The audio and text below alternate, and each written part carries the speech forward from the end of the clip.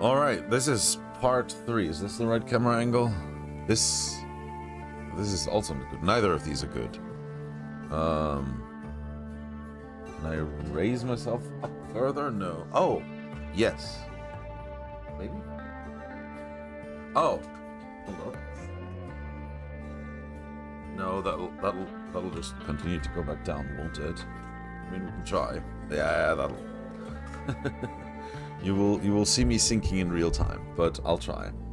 Okay, so this is part 3 of reading, probably of 4, of reading the graduation's thesis of Jan Müller-Michaelis. So this is what Edna Bricht Aus is based on. So Edna and Harvey the Breakout, and hence, kind of, this is the cornerstone of Daedalic entertainment. Right, so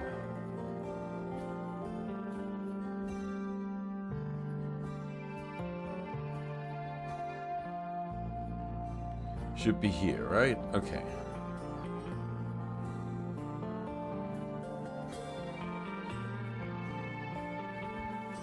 Let me just... Yeah. Okay. Right. So we begin. Chapter 3. The dramaturgic concept. This marks the beginning of the practical part of this thesis. In the following, I will elaborate on the methodology for creating, for creating my own creation of an interactive fiction, the 2D point-and-click graphic adventure, Edna Bricht Aus. So Edna and Harvey's The Breakout. It is my goal to use the medium computer game to tell an exciting story. This story should, on the one hand, have the qualities of a narrative, and on the other, use or exploit the interactivity of the media as a dramaturgical element. The attempt succeeds if I can create a narrative whose dramaturgical effect would not have worked without the interactive components. That's interesting. Oh, I don't have chat. Where's chat?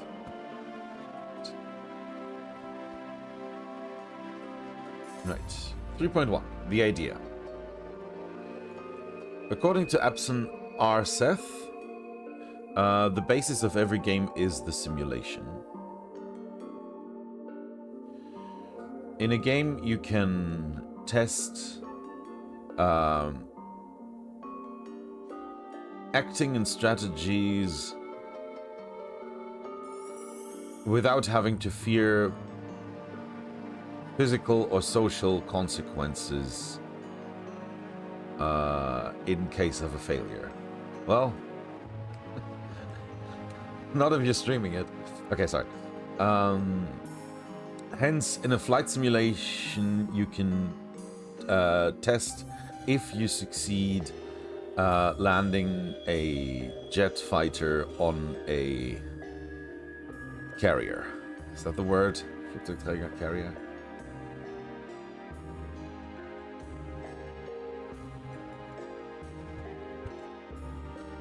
Jesus, I cannot type. Carrier, yeah. Flat tops, aircraft carrier, yeah, okay.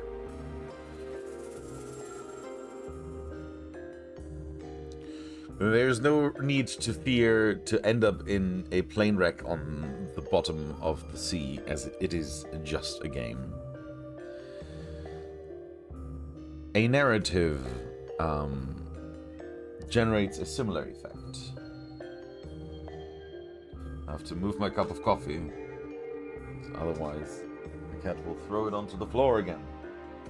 Last time, huh? Okay.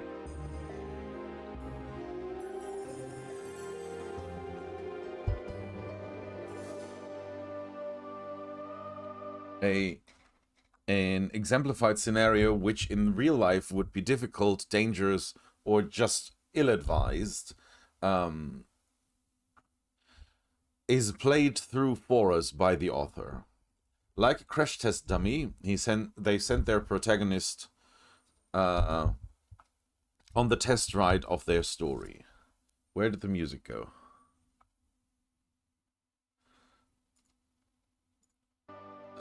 There it is.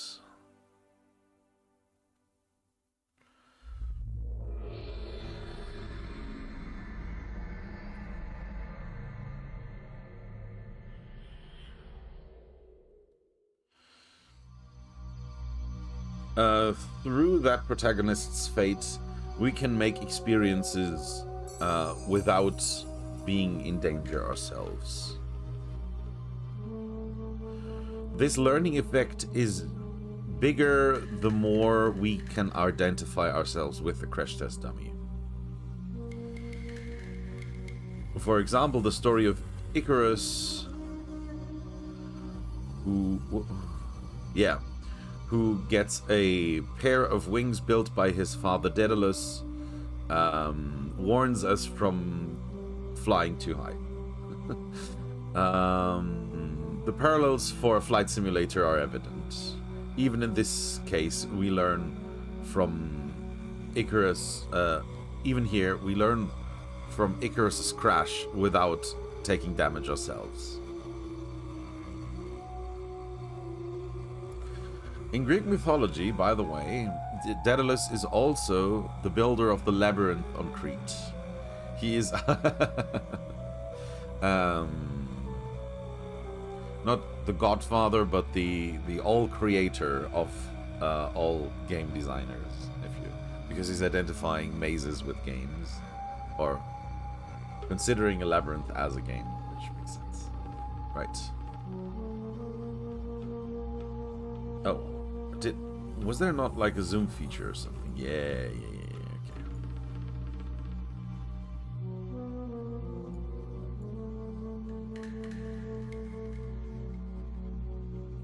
Ah, very good.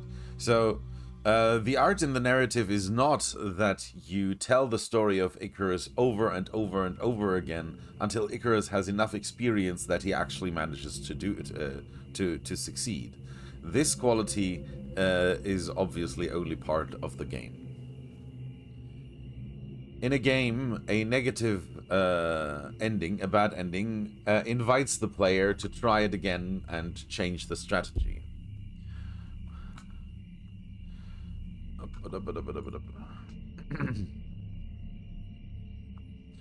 In a narrative, however, we are invited to reflect upon the strategy which led to a failure, so you won't make the same mistake when you ever get to the same situation.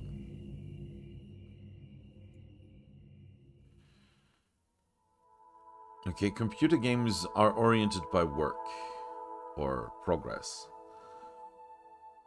It is always the task to reach a certain target. The target cannot be influenced by the player, usually.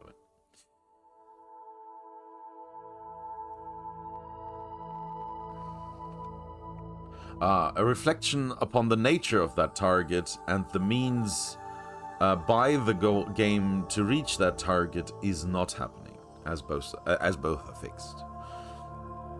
That was my...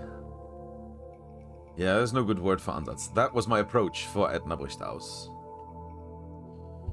Why does the player not have to rectify what they're doing to the playing world? The player will not be dragged in front of a military tribunal, as in Tom Clancy's Rainbow Six, if the player becomes unreasonably brutal. Super Mario does not get in trouble with PETA because he is jumping onto turtles. Oh, alright. So that does not happen in Tom Clancy's Rainbow Six. Right. The message we see through through all genres of, well, no, genuses of games is it doesn't matter how, it just matters that you win. Bro, can you move somewhere else, please, where you are not creating havoc, please? And can I have my coffee now? Thank you. So what would happen if at the end of the game... Oh, that's very bitter. Why is that so bitter? It's a fresh cup of coffee. In a fresh... Well, almost fresh cup. Crow? No. Enough. So what would happen if at the end of the game would give the player a receipt of all their work so he can judge him, look at himself in the mirror? Well, that, yeah, that doesn't really translate well. One could create a plot in which the player, without noticing,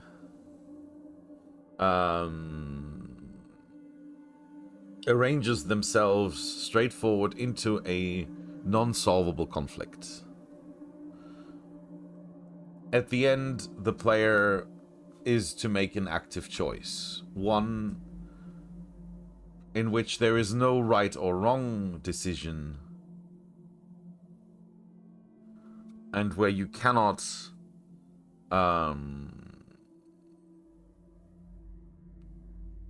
make the right choice by trying again. This seemed to be an adequate concept for my interactive fiction. As a subject, I chose the conflict of described by Sigmund Freud between, oh god, the it and the superego.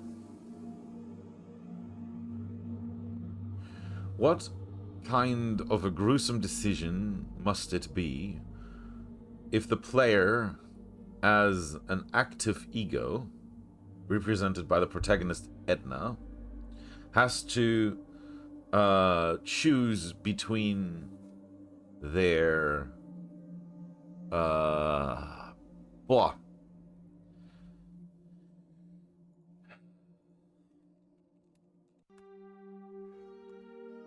between their urge-driven desires, mostly represented by the desire for freedom, symbolized by Edna's imaginary friend Harvey, and their logic and moral aspects, symbolized by the antagonist Dr. Marcel.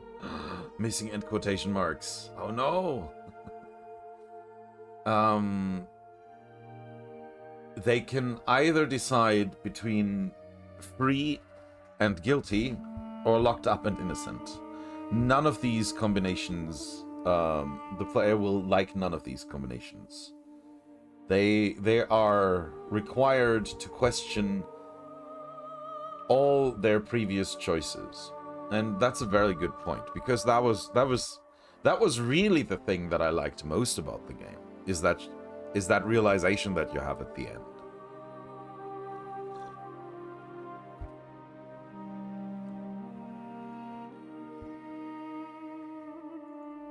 Who am I?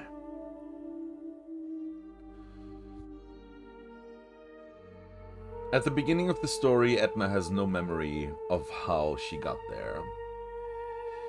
This is equivalent to the situation of the player who only just started the program and has to find his way around the current situation.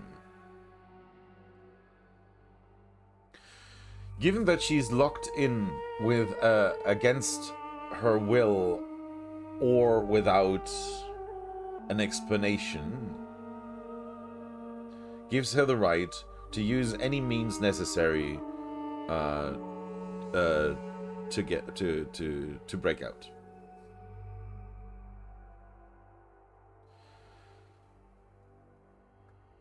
Therefore, the world of rules and regulations of the superego is the is the antagonist from the get-go. Yeah, it is unreasonable to expect the player to remain in their cell. Or rather, impossible to follow the requirement that Edna remains in her cell.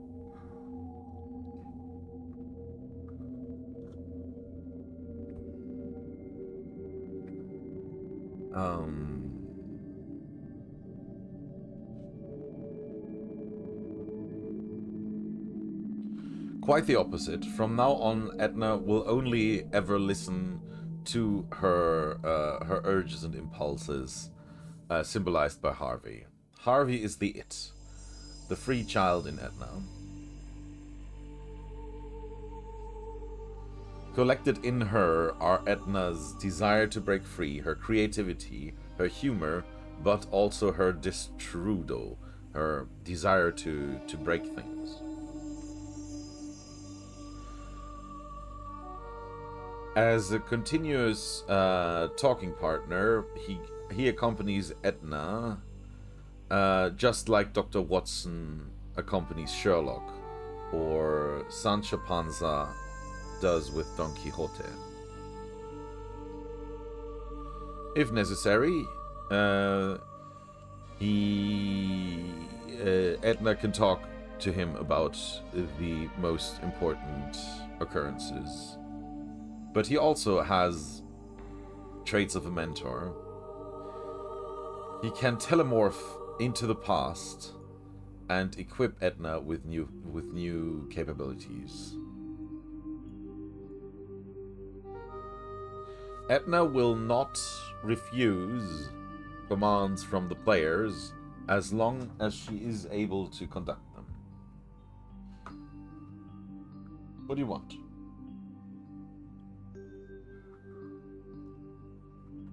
It is irrelevant whether these commands are sensical or not.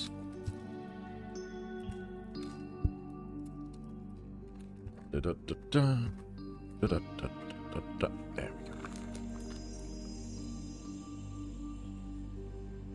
She will talk to items, paint walls, and is not holding back in how she treats other people or the playing world. This makes her a lovable and funny character.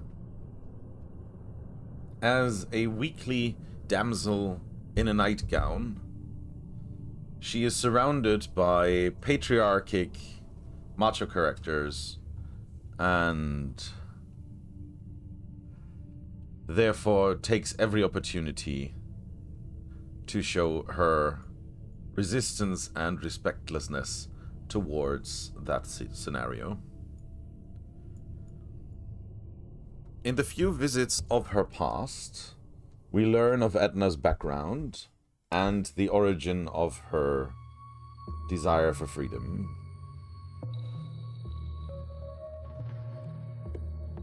She gets locked in the basement by her father, locked in a cabinet by her teacher. The forced friendship with the annoying Alfred does the remaining harm. Either way, these flashbacks are presented as colorful and happy. The memories are her home. This is where she wants to go back to. Finally, Edna has to find out that her father was sentenced to death, probably while probably being innocent. Henceforth, we early on have a second narrative thread, which is an indication for the solution of the puzzle of her lost memory, but also a hint towards the unsolvable conflict at the end of Act 3. Where am I? Edna bricht aus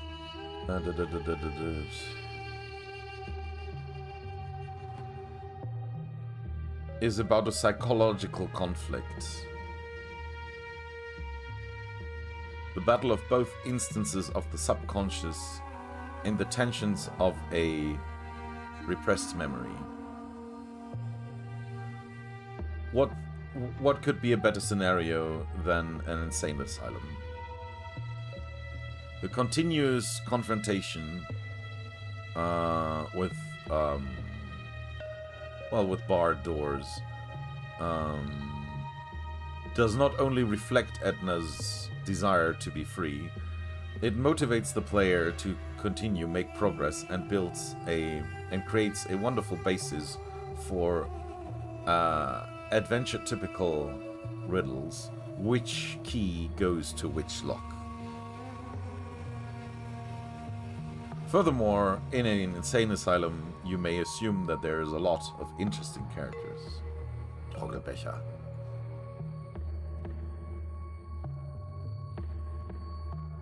The game world of Edna Bricht Aus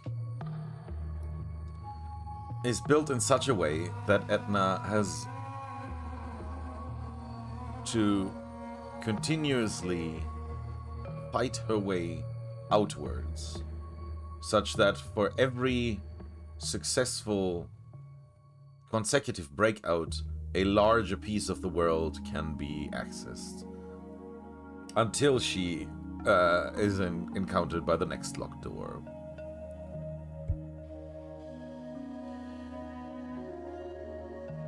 And with that, her breakout finally will bring her across the boundaries of the insane asylum. From one of the very first scenes on the roof of the asylum, you can already see have a view of the entire journey Edna will have until all the way to the horizon. The asylum, the street, the forest, the church, and finally, almost unidentifiable, her father's house. The direction is inside to outside, up to down. Or top to bottom. Oh, interesting. I've never considered that. There we go. Yeah, there's the church.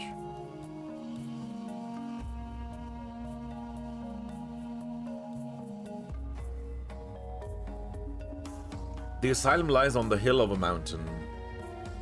The house of her father is in a valley. Can you see that? It's probably this valley then. I've designed it such that the entire surroundings creates a pull toward the house of her father. The light, the clouds, the sun, the slope of the street, and the direction of the buildings. All of that pulls Edna back home.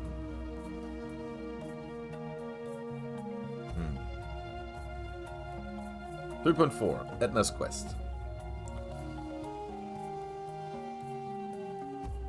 Edna's hero's journey is segmented into 3 acts.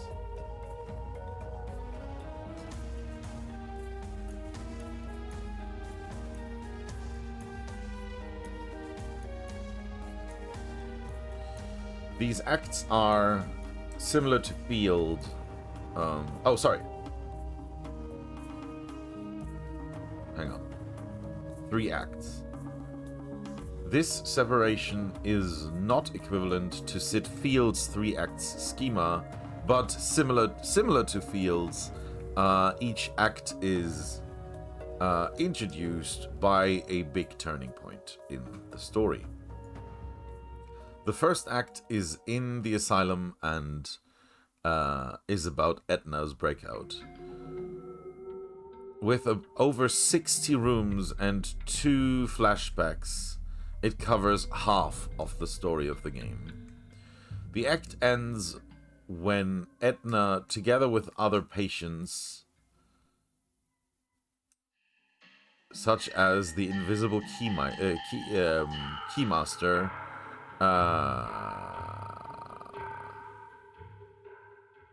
steal a car, and it's a van, and leave the asylum. I thought that was very much the end of the game. Is that only 50%? It's been so long. In the second act, Etna has caused a crash and is being followed by the goons of the Doctor. It is night, and Etna goes by foot through the forest until she reaches a church where she makes the dramatic confrontation with the Keymaster. I don't remember that. In the third act, we are at the abandoned house of Etna's father. Etna finally finds the memories on what has happened and has to face Dr. Marcel. He puts her in front of the choice that will end the game. Yeah. What's up?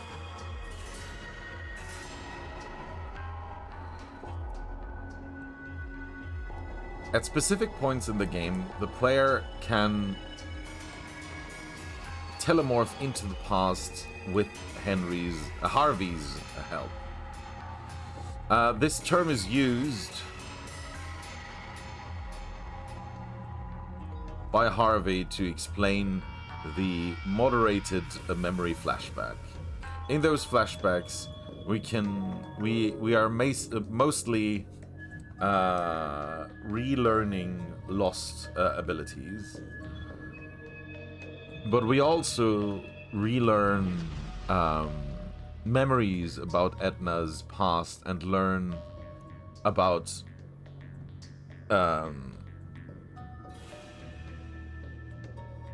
Etna's father, the annoying Alfred Marcel, who is the son of Dr. Marcel.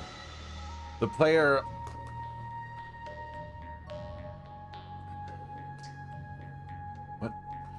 kam, dass während sich Etna in der Gegenwart an den Punkt zurückarbeitet, an dem sie ihr Gedächtnis verlor, sich gleichzeitig die Geschichte in den Rückblick langsam zu... Okay, that's a long sentence. Okay. The player almost doesn't notice that while... The player almost doesn't notice that while Etna is working her way backwards into the past of her point, into the past by reaching her father's home, the flashbacks are working their way forwards into the future to the current time. Or, no, not to the current time, but both to the same point in time. Both timelines end in Etna's room, where they are both connected with the complete recovery of her memory. 3 for 1, Act 1. The game begins with Etna without her memories in an isolation cell in an insane asylum. Only her speaking Stoffhase.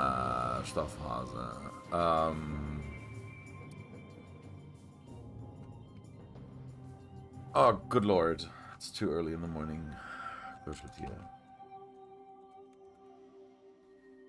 Stuffed animal?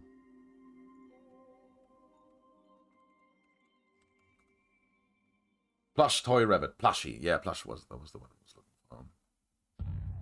Is with her.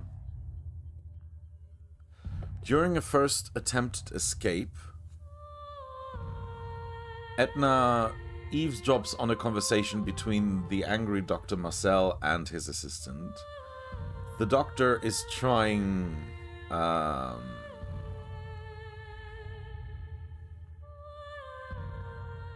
on purpose to clear Etna's memory. One more reason for Etna to leave as quickly as possible. During her breakout, she is being captured and is being locked in with the other patients. This drawback is a curse and a... frick, what's it called? And a blessing, there we go. At the same time, because in this area, Etna learns a lot new, interesting characters, gets to know a lot new characters. 4 of those are specifically useful. Number 1 is the Aluminium Man, a weird old man with a homebrewn superhero costume and a fable for esoterics. Secondly, it's Hoti and Moti, 2 very different originals who think they're Siamese twins. Finally, Etna meets the Key Master, and a mysterious type who has already worked on a plan to escape.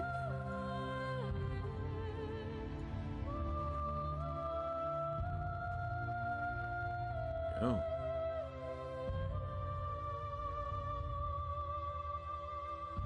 Following his instructions, Etna can, after doing a lot of work, make a copy of the desired master key. Together, the 5 of them steal the limousine of the doctor. I thought it was a van, and escape the asylum. Here begins the second part of Etna's travels.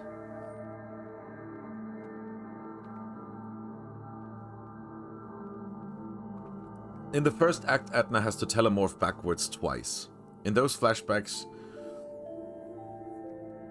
she learns about her father Mattis and Alfred, the unbearable son of Dr. Marcel. We also get to know that Etna is a very rebellious character and is not rarely sent into the basement as punishment or into a closet. In the second flashback, we are in an altar space that Dr. Marcel has created for her son.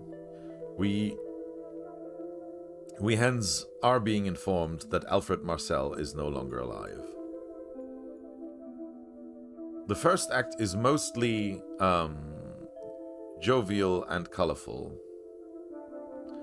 Therefore, the fraction, I guess, is even harder when the second act is both optically and content-wise a lot darker.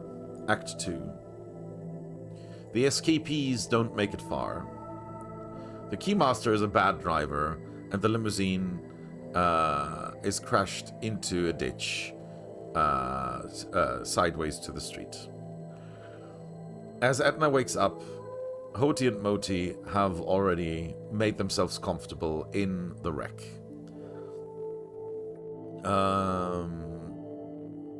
The Aluman is found after a quick check on a viewing platform. What's it called? Not viewing platform. Aussichtsplatform. Oh, come on! Platform. There we go. Observation deck. There we go. But there is no trace of the Keymaster.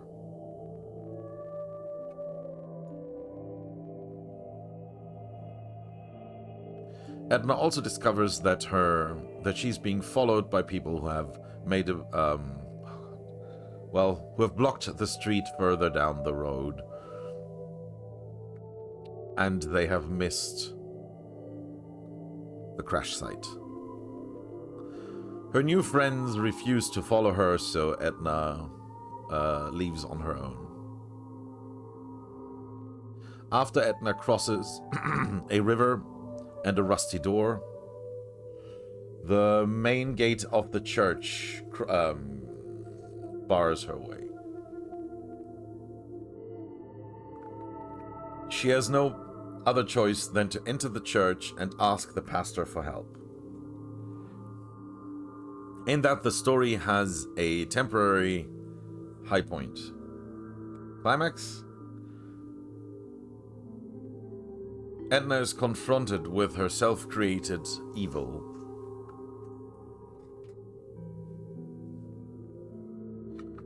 The Keymaster, who she has freed from the asylum without a second thought.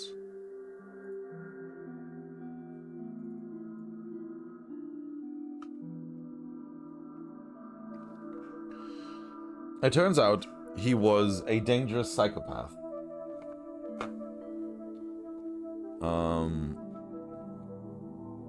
He has murdered the pastor on the rope for the bells, and blames Edna because she was the one who helped an insane person escape the insane asylum.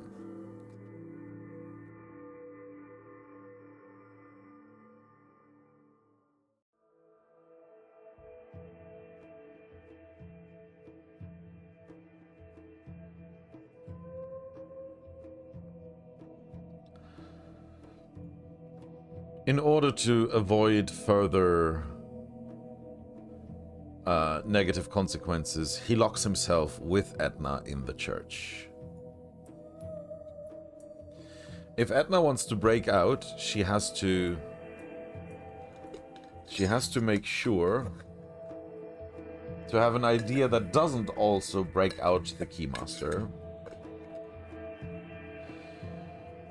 And her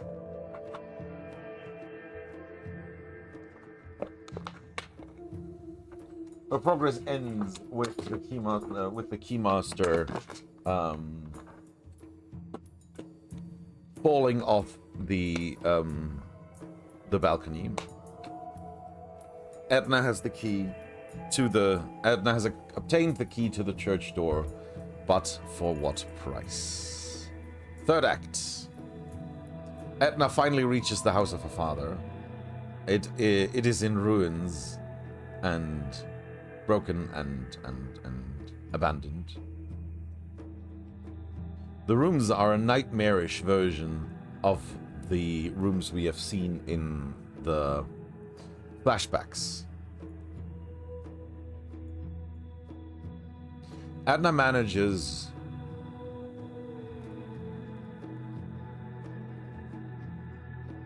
to make it into her bedroom, where she finds in a diary a hint on what has happened.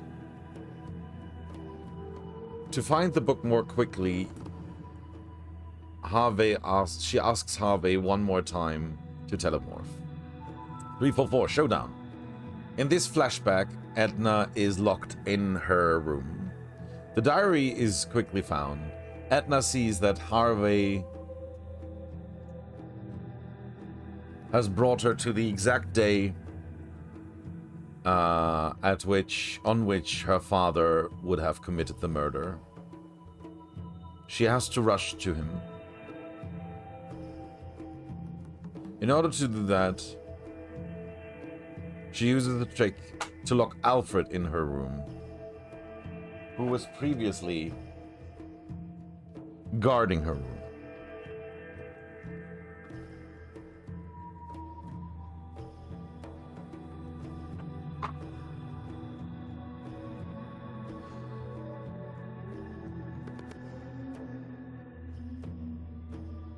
Harvey and Edna split up to find Mattis more quickly. The player maneuvers Harvey from room to room through the house. Harvey sees one horror vision after the other. Mattis is boiling children on the stove. Mattis is baking kids in the oven. Mattis is sawing children in the garden. But every time Edna joins her, it's just false alarm. Finally, Edna finds her father peacefully sitting on the terrace.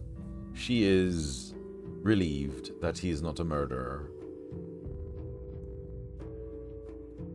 Mattis, on the other hand, is angry and sends Edna back to her room.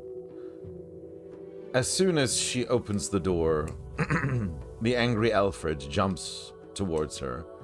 Alfred is angry, he grabs Harvey and wants to destroy him. Edna will not have that and shoves Alfred down the stairs. Back in the present, Edna is speechless. She remembers everything. She was the one who murdered Alfred and killed her in effect. Mattis took the responsibility to protect her. In that moment, Dr. Marcel comes up the stairs. He explains Edna the final piece of the puzzle.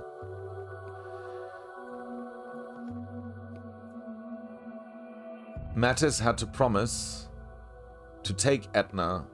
No, Mattis had to promise that Dr. Marcel could take Edna into the asylum in order to heal her. But the doctor only saw one possible way to complete that, which is by eliminating her entire memory together with her character, with her rebellious character. Finally, he knows what he has to do. Edna has to get rid of Harvey. Harvey is Edna's last anchor to her past. When Harvey is gone, Dr. Marcel can finally delete all of Edna's character and her crazy memories. Harvey urges us not to listen to the doctor. The doctor is the only one who knows of Edna's guilt. She should instead push the doctor down the stairs. Then she's finally free. Edna finally confronts the player. What should I do? Followed by a simple two lists of choice. Two lists of choice? Whatever. Listen to Dr. Marcel, listen to Harvey. 3.5. Motivation. Man, I'm getting shivers just from reading that. It's such a good story.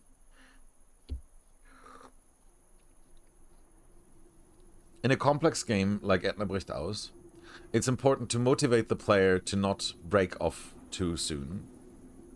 One way of reaching that is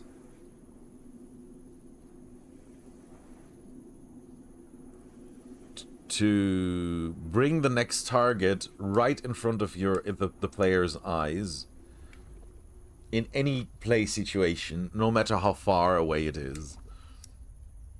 At no point should the player run around aimlessly. I have. Because he cannot reach the big target and doesn't know the small target. In Edna bricht aus, that was easy.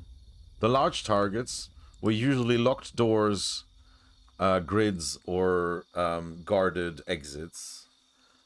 As soon as the player knows where they are, they know where a possible exit is that they want opened. Usually there is multiple. That immediately contradicts everything you just said, but okay. It is my hope that the player will see each of these locked... Was zur Hölle ist Gitter? Mein Gott. I only know grid, but it's not what I'm looking for. Grid, lattice, bars, great. Yeah.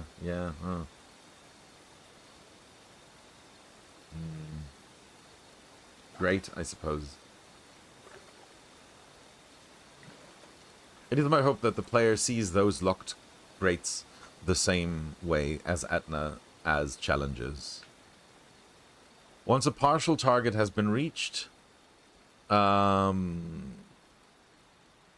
need to put the focus of the player towards the next target. A good example for that is the moment in which Edna is able to open the back door with the master key. Once she steps outside, there is a short cutscene. Dr. Marcel returns from his shoppings and notices that all hell has broken loose in the asylum. The guards report to him that Etna has come free. Dr. Marcel's reaction is a little ernüchternd, yeah. Yeah. Sobering, yeah. Disillusioning, yeah, that's good. Sobering is good. Is a little sobering for the players. Stiesel. Doctor, a catastrophe. Etna has escaped. Dr. Marcel. Stiesel. How often have patients escaped from their cells so far? Stiesel. You mean per day? So on average 3. Dr. Marcel. And how many have crossed the walls? Stiesel. None. Dr. Marcel. None. Correct. The only way in and out is the main door. And even if she finds a way to open the gate without a means of transport, she will not get a kilometer. She will not make it a single kilometer. Yeah. This short dialogue returns the player, who at this point may have thought that they have beaten the entire game, back to the Boden der Tatsachen, yeah. Back to the grounds of reality.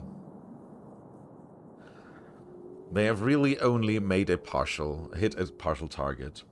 At the same point, the next obstacle is presented, the wall.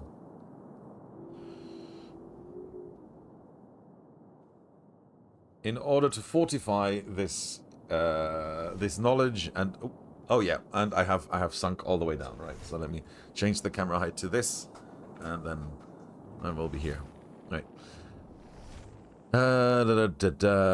This knowledge, and to determine Etna's next moves,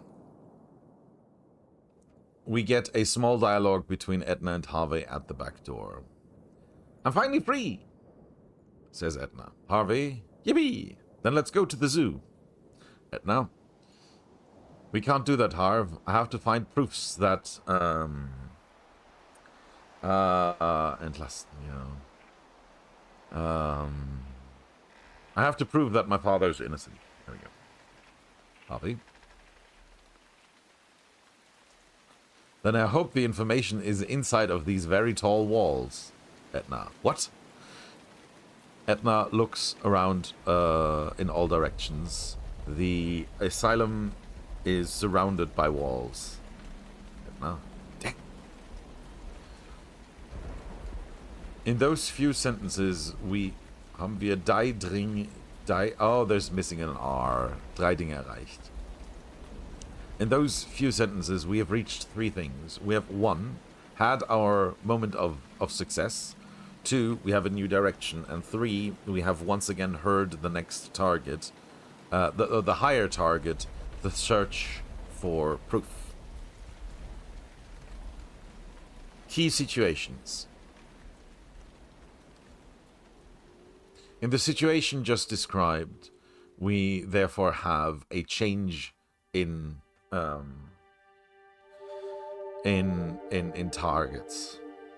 Etappen. In chapters? Yeah, it's similar to chapter. Maybe Etappe. Stages? Legs? Stages? Yeah, maybe. A change in stages.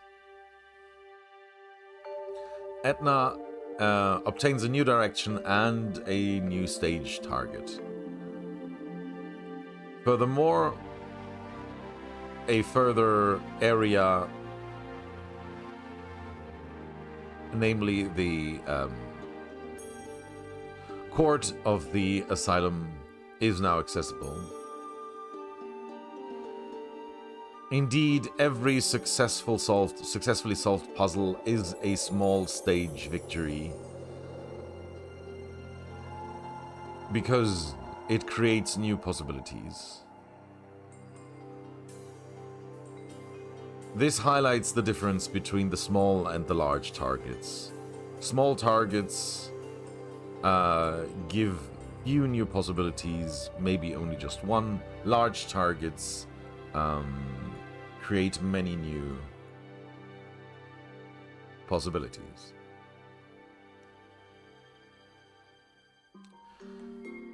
Since with large targets, many elements and sometimes the game direction changes, these are almost always dramaturgically important points. These key situations are important in a way because at such a point we can make engagement on where the character is and what they have reached so far. You can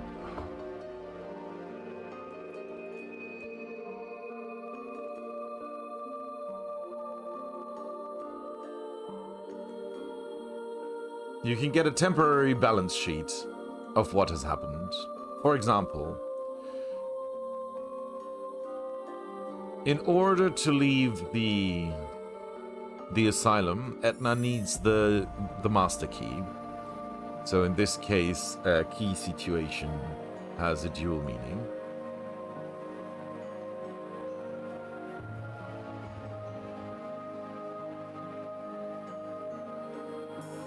But we can deduce, we can be sure that the following inventory objects are no longer in the inventory when we've reached the area after the back door, as they were required to create the general key. The lexicon Etna has put underneath a door handle. The clay was molded into clay mass. A cup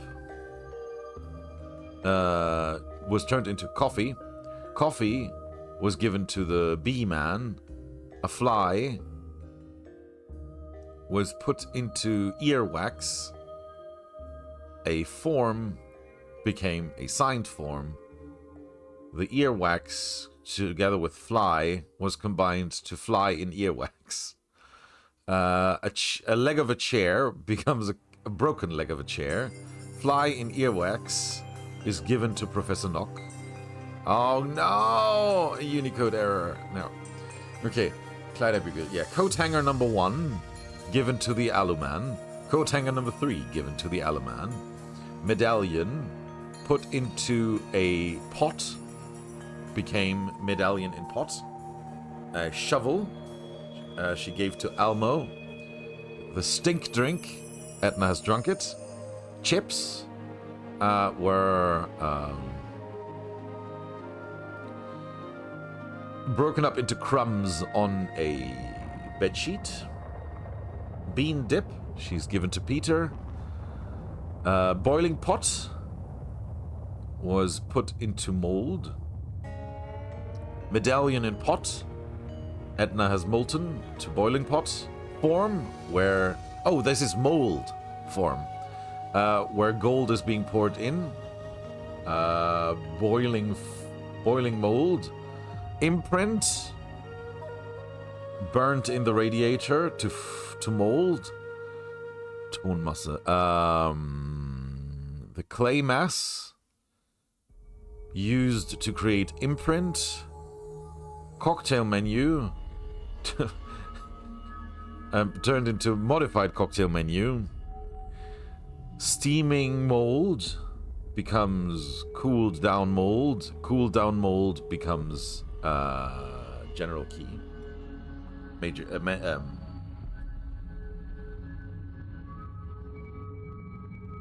master key.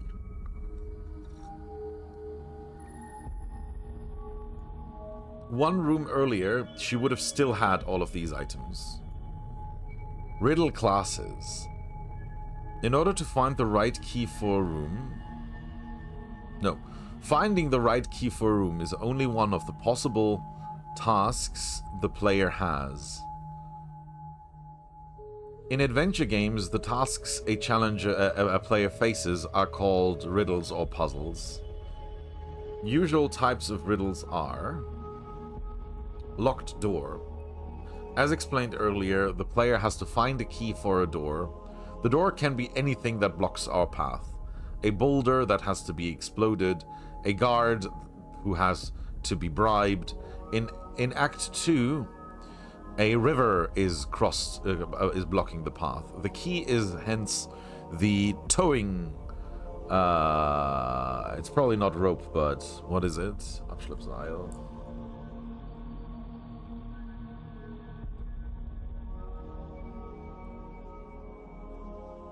Tow rope. Oh, tow line. Yeah. Or tow cable. Yeah.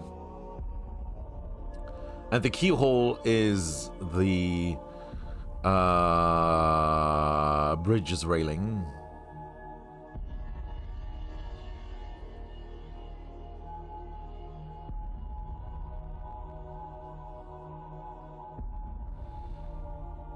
Henceforth, even the keyhole has to be found. The only important thing is the door is known, the key is missing. Hidden treasure. The player is looking for an item which is buried, easy to miss, covered by something, or positioned between a lot of other items. This can also be an escape, such as the vent system in Edna's cell. The equal exchange. A non-playing character has an item, but only wants to give it in exchange. Edna exchanges in EBA, for example, a fly in ears wax with Professor Knox. Mein Gott, ich hatte es doch gerade eben. Coat rack. No. Coat hanger. There we go. The thing the NSC wants is something they usually tell us in a conversation. Even items like a coffee machine can engage in an exchange. The coffee machine even demands two objects, an empty cup and a coin. In exchange, we obtain coffee. The labyrinth. If a player has reached... right. If an area has an exit which is freely reachable, but the path towards it is obscured, we speak of a labyrinth. Social interaction. Even dialogues have labyrinth character, especially when it's the task of a player to find the single twig that leads to the right choice in all the branches of the dialogue. Such dialogue mazes should not be solved by trial and error, but by analyzing a character's properties and using that knowledge to find the right topic to make the non-playing character act in the desired way. Combination puzzle. A combination puzzle exists when two or more items have to be used together to achieve a certain effect. A highly complex combination puzzle happens in the second part of the first act.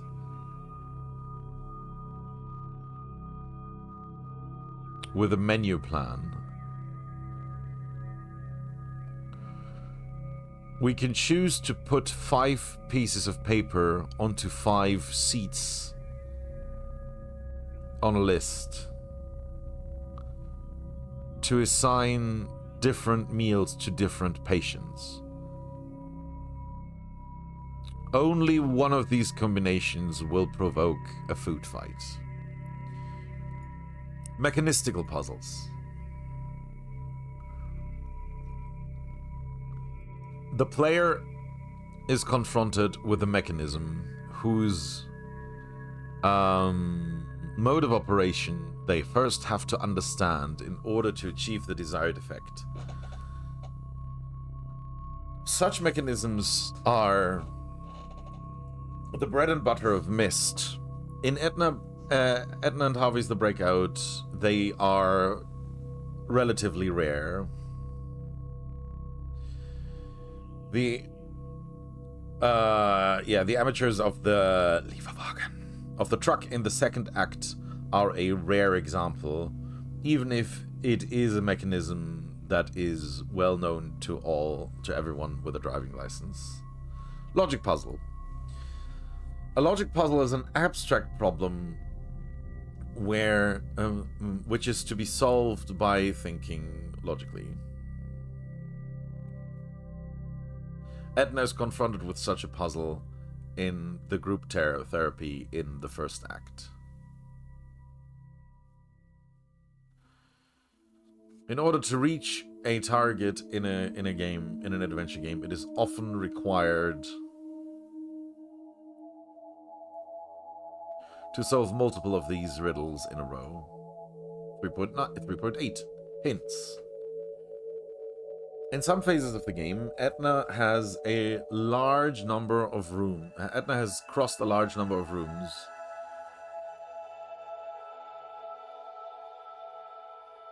Once she has, she was given access. Once she has acquired access to the, to the laundry elevator, Hoti and Moti. And freed Hoti and Moti with their bedsheet covers. The bedsheet will appear in the laundry room in the basement. Now Etna can use the laundry system to reach all areas of the house. Because from the basement she can use the staircase all the way up to the roof and into Dr. Marcel's office.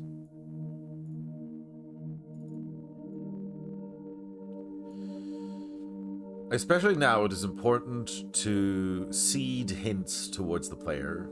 Where does Etna have to go next? What is her current task? One possibility to hint the player is in the illustration. The illustrator is capable of drawing objects in a way that they scream for attention. One example is the lock on the back door. It was drawn large and haptically, so it cannot possibly be overlooked. The large keyhole immediately invites the player to put in a key and turn it. So we need a key for that door. Further hints can be given in the interaction script. For example, it would be possible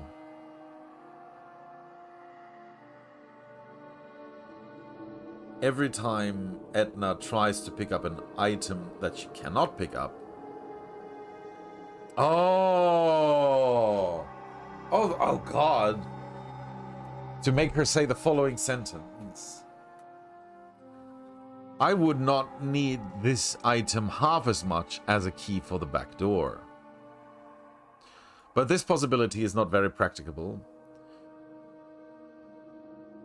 Oh, in order for Edna not to use this reaction before she has even seen the back door, you would have to activate a script the moment she enters the room with the back door that allows all room objects to have this as a hidden clue.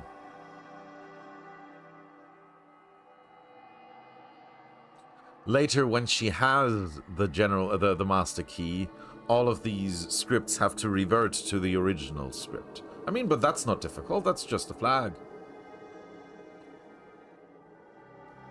The third and most obvious method to give hints are in the dialogues. 3.9, the dialogues, or well, conducting the dialogue.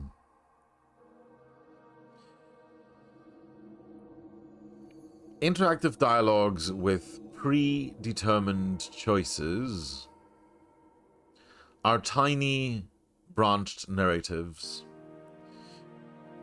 It is a metalinear plot line with the characters in the shape of a tree. Every edge or vertex of a dialogue splits the plot into arbitrary many, well, not arbitrary many, well, that's what's written here, arbitrary many branches. In Edna bricht aus, the number of possible choices is limited to 10. But since not every dialogue option in the EBA engine directly leads to the next edge, but goes through an entire script, which can have different effects in the game, it is also possible that the choice of one option unlocks 3 others at a different node in the tree, and only then reaches the next node.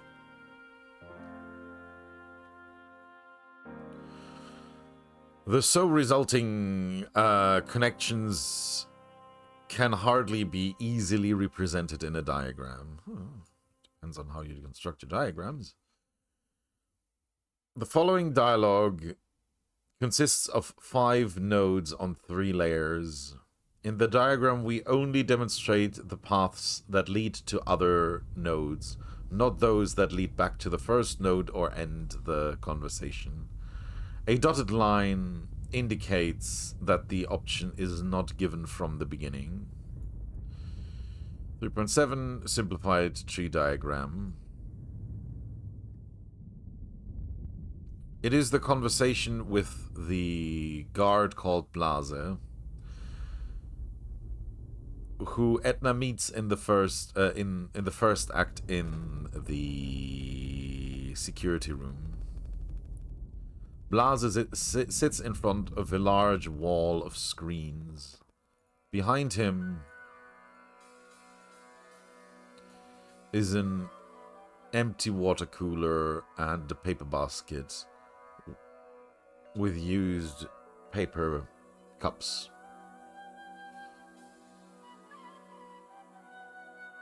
The belt of the guard carries the master key.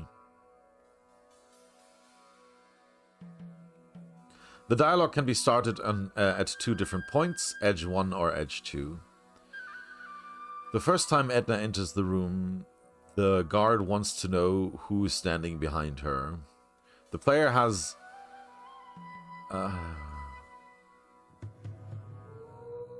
the choice to tell the truth or to lie. The semi-transparent options are not yet active. They are only unlocked later. Is that you, new guy? Choice 1. 1. Yes, I'm the new one. Who else? 2. Was a joke. Of course I'm the new one. 3. To be honest, I'm an escaped insane person. 4. I'm nobody. Just ignore me. 5. Ever heard of Thor, the god of thunder? 6. I'm a sound imitator specified on water. 7. I'm already gone.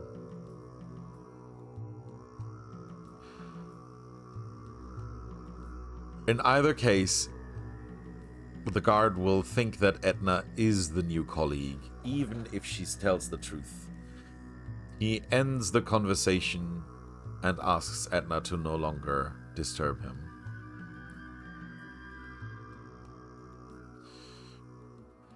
To be honest, I'm one of the escaped insane people. Plaza? Yeah, escaped insane people. Of course. Listen here, new guy. If you're only here to cause shenanigans, you might as well leave again. At the same time, for later use, option 1 will be deactivated and option 2 will be activated.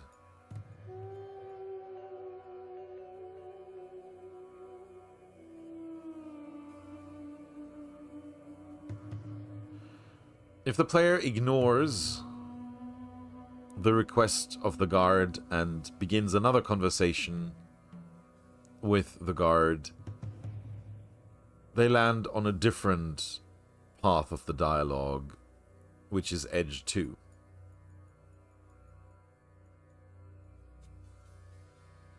I don't like to disturb, but... Plaza, keep it short.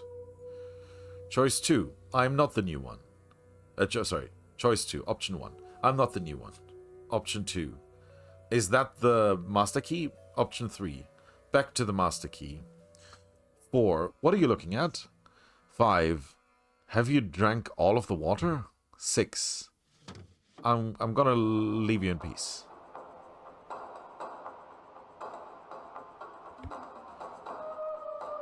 Option 1 offers the player to revoke their statement about Etna's identity, which brings us back to node 1.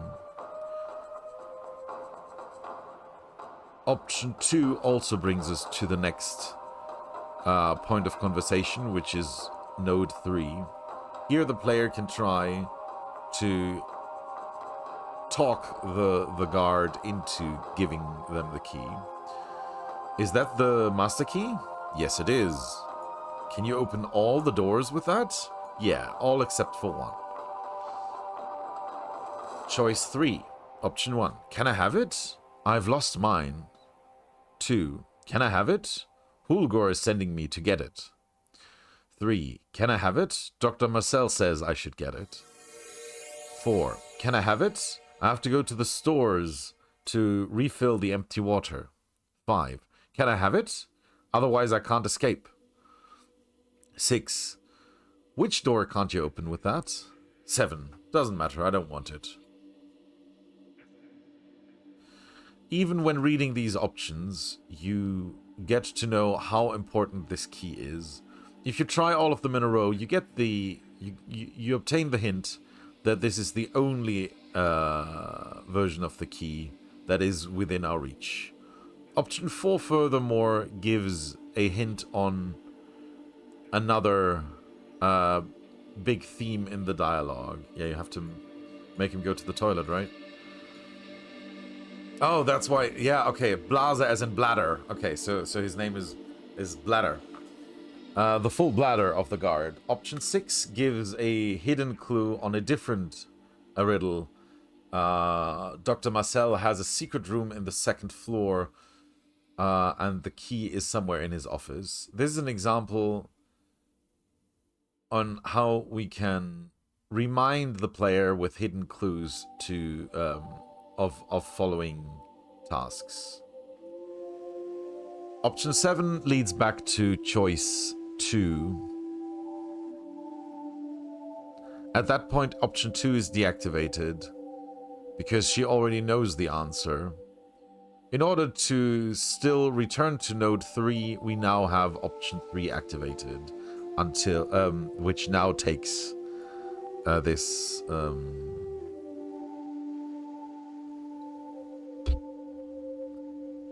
roll. Option 2, ich bin nicht, I'm not the, sorry, choice 2, option 1. I'm not the new one. 2, is that the general key, the master key. 3, back to the master key. 4, what you're looking at. 5, have you drunk all the water. 6, I'll leave you alone. The reaction to option 4 changes depending on whether the guard is looking at the wall of screens or at the TV.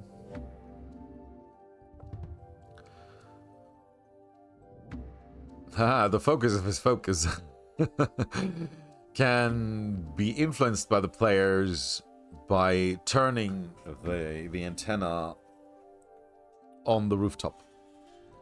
This is a good example that on how the dialogue options can be changed outside of the conversation. Option 5 leads to another node.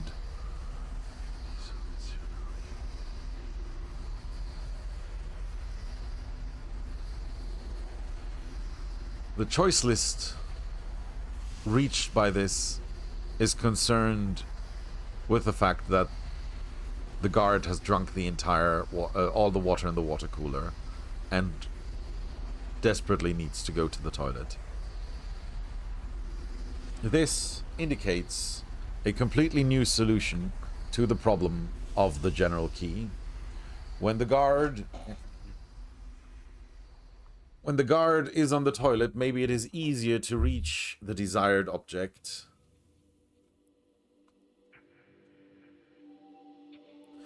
In order to give the player a hint toward the full bladder of the guard, it is important to give more focus to that branch of the dialogues. Did you drink all of the water? Oh, don't remind me. I really need to go to the toilet, but I cannot leave my my post.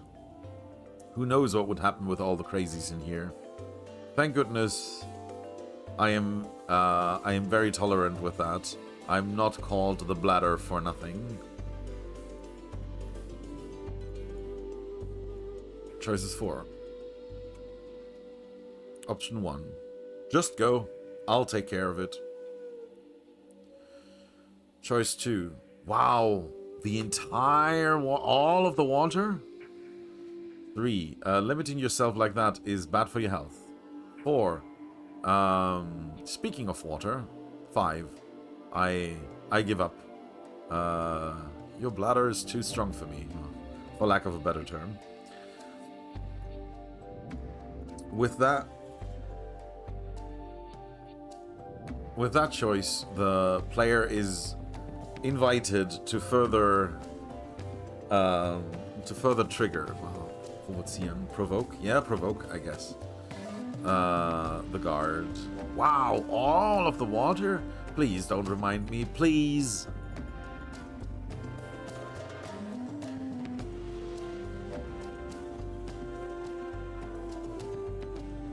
Here the dialogue is finally also used to characterize Edna. The guard kindly asks her not to talk about the subject of water because he really needs to go. But Edna is a very stubborn person. The player is invited to feel into that role by letting Edna continue and choosing option 4. Speaking of water, choice 5. I was at the Pacific on my holidays. Was option 1. Option 2. Did you know they found traces of water on Mars? Option 3.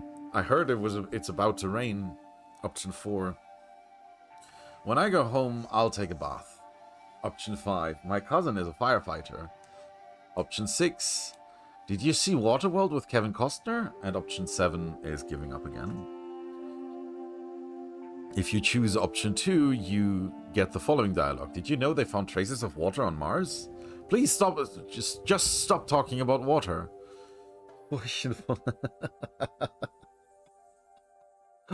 I'm sorry, but that is... Oh, God, that is so funny. Right, the valleys of, yeah... yeah.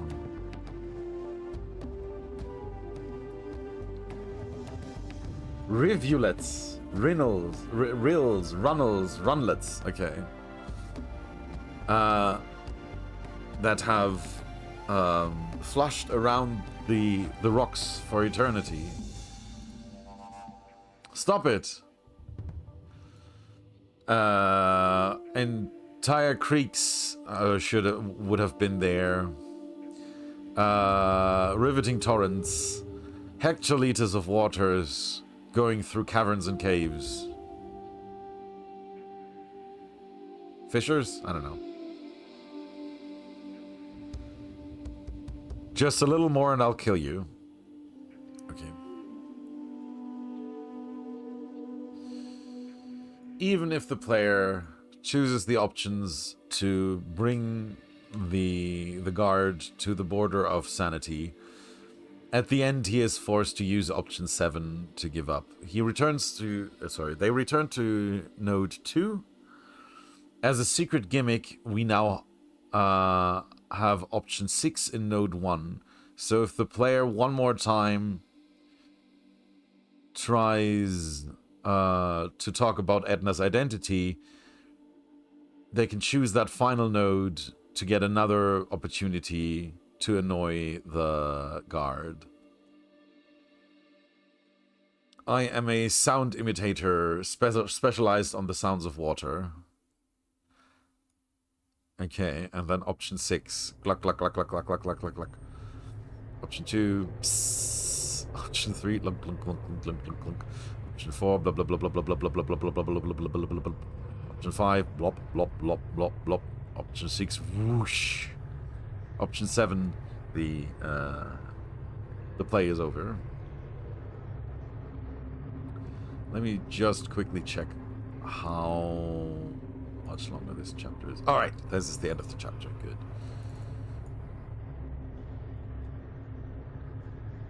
An adventure game such as Edna bricht aus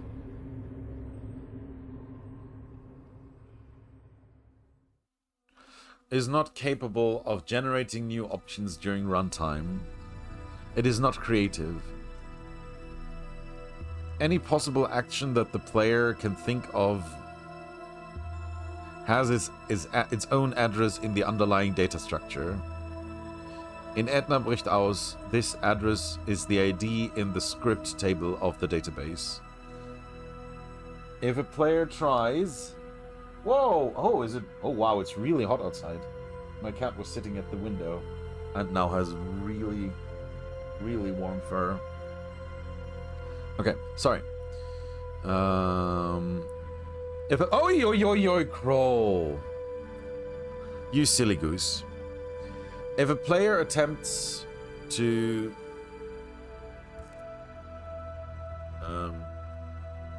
interface mit der Spielerwelt.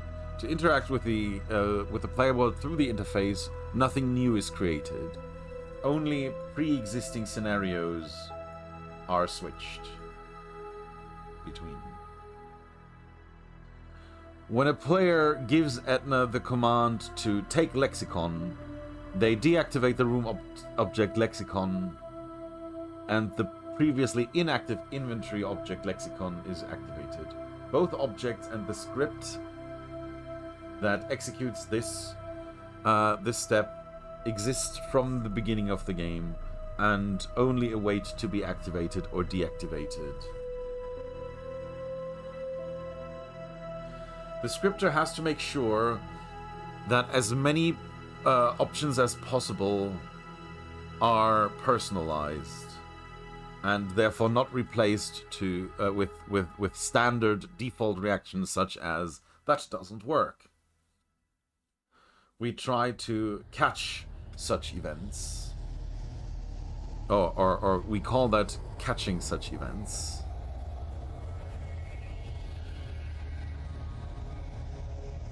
If even unimportant or wrong decisions have a visible impact on the playing world, then the player appears to have an influence on the playing world.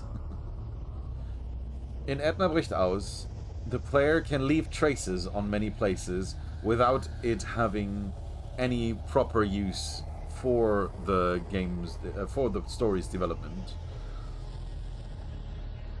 For example, it is possible to scratch 19 different cushions in her cell with the broken chair leg, even if only one of them will lead to the solution. Edna doesn't know on her own which cushion is helpful, therefore it would be illogical if only one of them was responsible for this. While watching a test player, I noticed that they also destroyed the remaining cushions, even though they already knew which one was the right one. The player is usually happy when he says, typo, that his actions create a change on the screen. It creates the illusion to be living in a world with physical laws, with laws of physics, with which he can freely interact. This illusion of interactivity is also found in conquering the quests. The more dead ends in the labyrinth, the more the player has the impression. What?